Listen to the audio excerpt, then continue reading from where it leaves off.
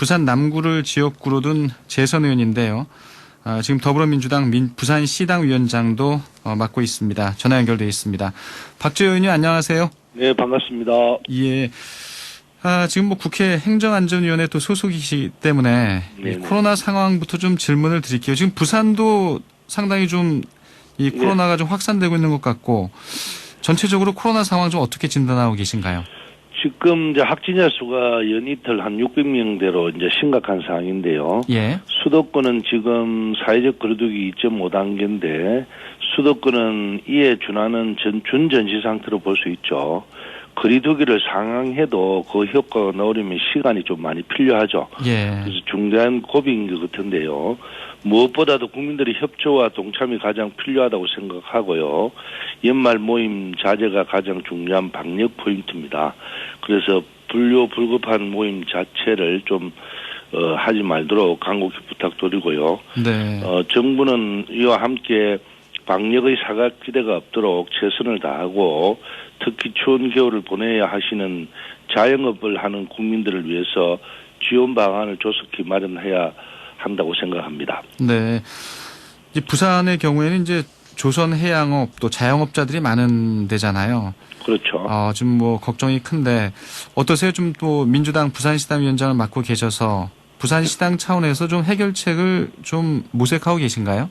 여러 가지 방안을 생각 중인데요. 특히 더 불경은 전통적으로 이제 중공업 중심이었거든요. 예. 그래서 대한민국을 먹이 살렸는데 불경은 새로운 먹거리를 차지할 시점에 오히려 못 찾고 현실에 안주했습니다.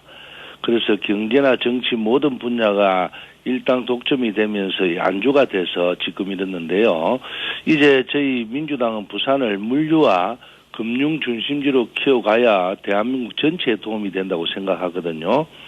그래서 박근혜 정부 때 김해 신공항 방안을 확정했을 때 그때는 야당의 불경 단체장들이 아무 말을 못했습니다. 예. 그때부터 민주당은 지금까지 계속 불경의 경제 도약을 위해서는 가덕도 신공항이 되어야 한다고 주장했거든요. 왜냐하면 24시간 이착륙이 가능한 공항인 가덕도 공항이 있어야 불경의 산업 체질도 바꿀 수 있고요. 근데 안타깝게도 지금도 서울에 계시는 분들이 김해국제공항이 24시간 운행할 수 없다는 걸 모르고 있습니다.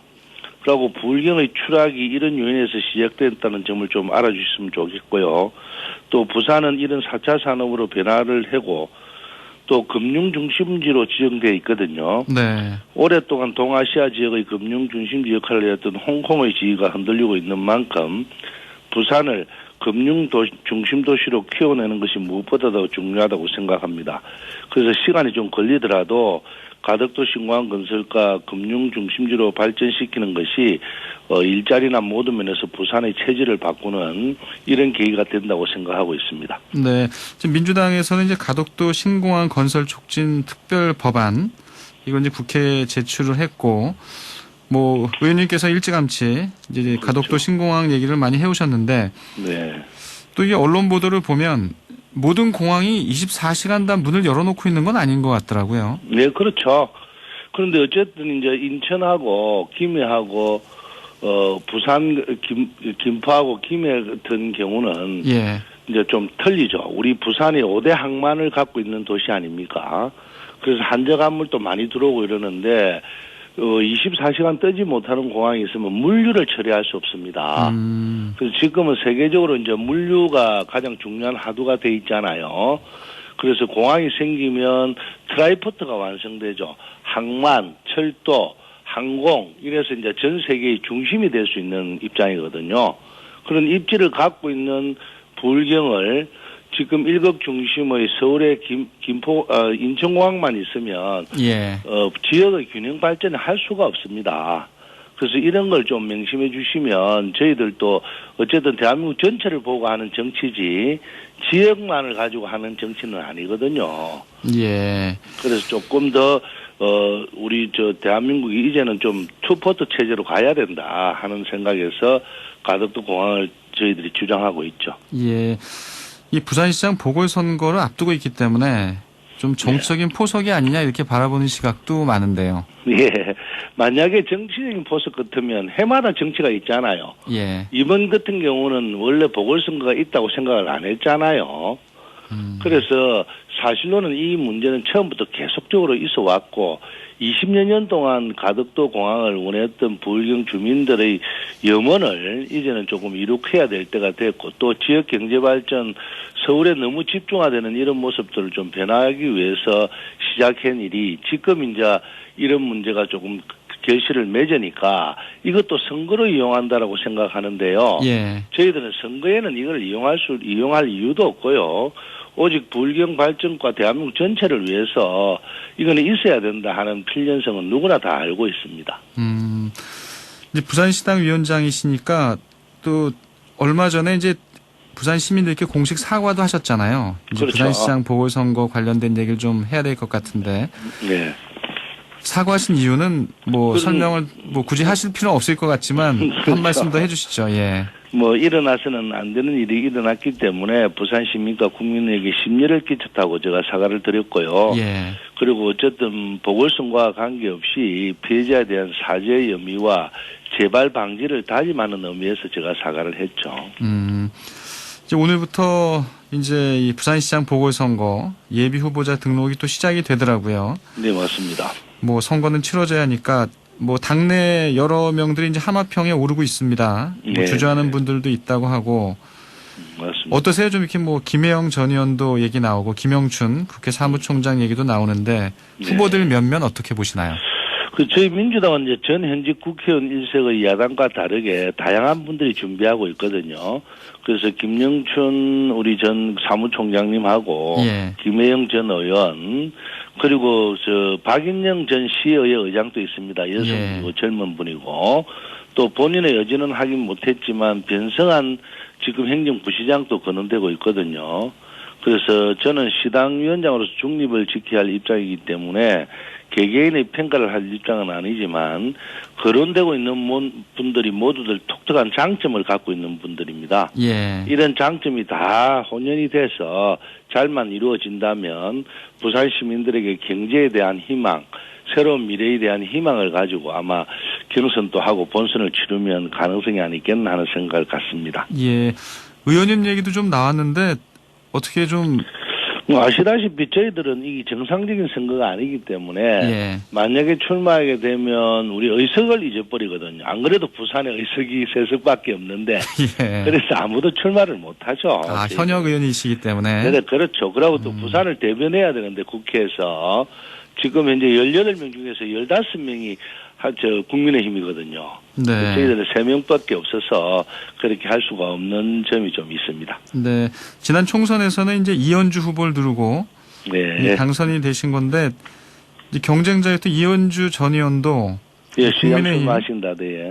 부산시장 후보로 출마하신다는 얘기가 있는데 좀 어떻게 평가하세요? 뭐 그분도 훌륭한 분이고 다들 뭐 자기들 나름대로 정치 영역은 있는데요. 예. 가능하면 건설적으로 미래에 대한 이야기를 많이 해야지 뭐 지금 현재 정권에 대한 비판만 많이 한다고 되는 건 아니거든요. 그래서 특히 더 부산 같은 경우는 부산의 미래나 또 부산의 산업의 변화나 이런 거에 중점이 둬서 서로 논쟁이 되면 좋은 정치가 되지 않겠나 하는 생각을 갖습니다. 예. 아, 정치 현안에 대한 질문을 좀 드리면 뭐 지금 가장 뭐 뜨거운 핫 이슈가 역시 이 공수처법 개정 문제 또 예. 윤석열 검찰총장에 대한 법무부 징계위원회 문제 뭐 이런 게 아닌가 싶은데 먼저 이 공수처법 개정안은 이제 내일 국회 본회의가 예정돼 있는데요. 네네. 어제 문재인 대통령의 또 얘기를 쭉 반추해 보면 뭔가 좀 강행에 대한 의지가 여권에 많이 엿보입니다.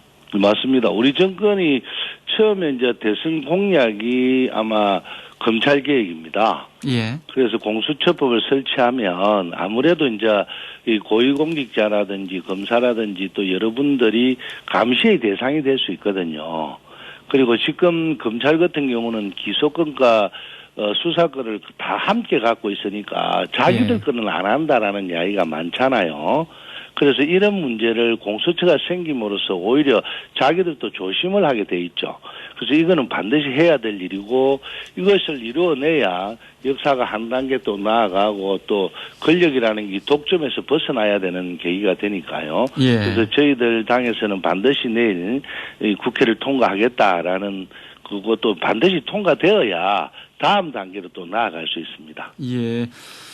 그리고 야당의 지금 이 움직임을 보면 뭐 저지를 좀 강력하게 물론 필리버스터링 얘기도 나옵니다만 이런 부분들은 또 국민들이 보기에는 참 이게 볼썽사나운 상황이 또 연출되지 않을까. 근데 저도 됩니다. 이해가 안 되는 게 야당도요. 예. 오히려 이런 거를 찬성하고 해야 됩니다. 왜냐하면 정권은 또 바뀔 수 있잖아요. 물론 그게 뭐 공수처장을 우리가 임명한 데에서 모든 게 다 요새는 공개되는 세상에서 누가 되더라도 뭐 그 정권의 신여가 될 수 없잖아요. 예. 저희들은 그래서 신여를 만들지 않기 위해서 국정원도 국내 정부는 하지 마라 했고 또 검찰도 법무부 장관이나 민정수석을 검찰로 임명 안 하고 독립을 만들어 놨거든요. 그래서 공수처장을 사실로는 누가 되더라도 독립적으로 할 수밖에 없거든요. 그러려면 야당도 오히려 이걸 찬성해서 국민들의 기대에 어긋나지 않도록 해야 되고요. 지금 언론이 추윤에 대한 너무나 많은 언론을 쏟아내니까 검찰개혁의 본질이 어디 갔는지 없어져 버렸어요. 그래서 이번에 공수처가 이제 법안이 통과되고 나면 많이 정리가 좀 안 되겠나 하는데 오히려 야당도 국민의 염원이었던 검찰개혁이 60% 이상 넘었잖아요. 여론에서. 그럼 야당이 오히려 적극적으로 나서야 야당도 새로운 역사를 만들어내고 한 단계 진보하는 시대를 만들어낼 수 있는데 좀 안타깝게 생각을 하고 있습니다. 예. 뭐 야당 얘기를 좀 여쭤봐서 그렇습니다만 이 국민의힘 내부에서 이 전직 대통령에 대한 사과 문제로 좀 내용이 보입니다. 예. 김종인 위원장은 이제 대국민 사과가 필요하다 이렇게 보시는 것 같고요. 또 당내 반발이 많이 또 표출이 되고 있는데 이 부분은 좀 어떻게 바라보세요? 제가 볼 때는 좀 안타깝죠. 왜냐하면 야당도 어쨌든 국정의 파트너지 않습니까? 그다음에 시대가 지나가면 새로운 시대를 맞이할 수 있는 여야의 경쟁이 돼야 되거든요. 그래서 사실로 5.18 특별법 문제도 그렇고 또 지금 이런 것도 오히려 김종인 위원장처럼 국민의힘의 많은 다음 대선 주자나 뭐 이런 분들이 함께 국민들한테 이런 이야기를 하고 하면 오히려 더 젊은 층이나 많은 분들이 동참을 해서 그 당의 지지가 될 건데 너무 옛날 생각에 젖어 있는 또 이념이나 정쟁이나 자기들 다음에 되기 위한 생각만 하고 있는데요. 이 세력을 가지고 사실로는 가장 중요한 거는 권력을 누가 차지하느냐보다 대한민국이 어떻게 발전하느냐가 우선 정당의 기본 목표고 두 번째 목표가 내래 정권을 잡는 게 정당의 목표거든요. 그래서 이게 좀 잘못 혼돈돼 있고 너무 시대를 좀 못 따라가는 마음이 들어서 좀 안타까움이 듭니다. 그러니까 김종인 비대위원장이 지금은 대국민 사과의 시점이다 이렇게 보시는 거네요. 그 당연하죠. 그리고 진작 그런 걸 하셔야죠. 그건 김종인 위원장이 아니라 그 국민의힘에 계시는 분들이 그런 생각을 가지고 국민들한테 사죄를 하고 넘어가야죠. 저희들도 사실로 노무현 대통령께서 아무리 개혁적으로 열심히 하셨어도 현재 그 국민들의 마음을 얻지 못했다면 저희들도 그때 사과를 하고 미안하다고 했잖아요. 그래야 한 단계를 다음에 역사가 넘어가고 또 평가는 과거에 다음에 지나고 나서 평가를 받는 거거든요. 알겠습니다. 이런 문제에 너무나 좀 못하는 것 같아서 마음이 안타깝습니다. 국정 파트너로서. 알겠습니다. 오늘 인터뷰 여기까지 듣죠. 오늘 말씀 잘 들었습니다. 네, 고맙습니다. 더불어민주당 박재호 의원이었습니다.